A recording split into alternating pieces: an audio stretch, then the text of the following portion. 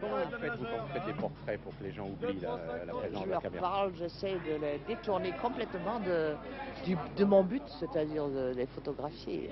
C'est ça, c'est tout un art, vous savez, de détourner les gens de la caméra, parce que le monde est trop consciencieux, tout le monde est trop consciencieux de soi-même, tout le monde veut paraître très bien, n'est-ce pas? Oui. Tout le monde veut être photographié au mieux, alors on croit qu'on est bien quand on fait telle et telle pose, quand on prend telle et telle pose, et ce n'est pas vrai du tout, mais c'est ça qui est si difficile. Alors c'est quoi, une question de patience?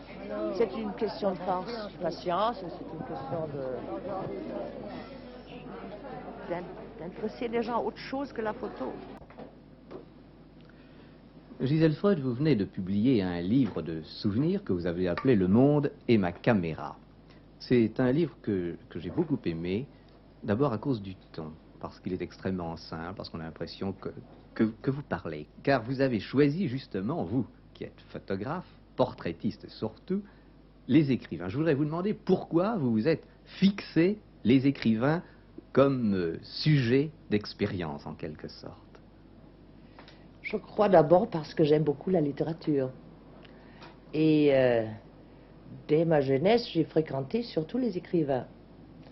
Et j'ai recherché les écrivains et les artistes parce que je me sentais... Enfin, il y avait des affinités. Mais un écrivain, est-ce qu'il se laisse plus facilement photographier qu'un autre? Enfin, c'est tout de même un homme public par les livres qu'il fait paraître. C'est-à-dire, voilà, et je crois que pour un écrivain, la photo joue un très grand rôle parce que c'est le seul moyen qu'il a de communiquer avec son public.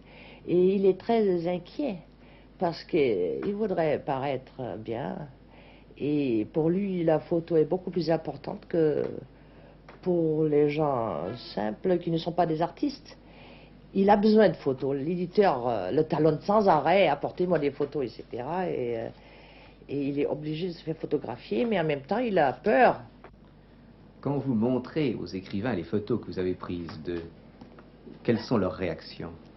Eh bien, pour vous dire la vérité, je n'ai encore vu aucun écrivain qui a aimé sa photo.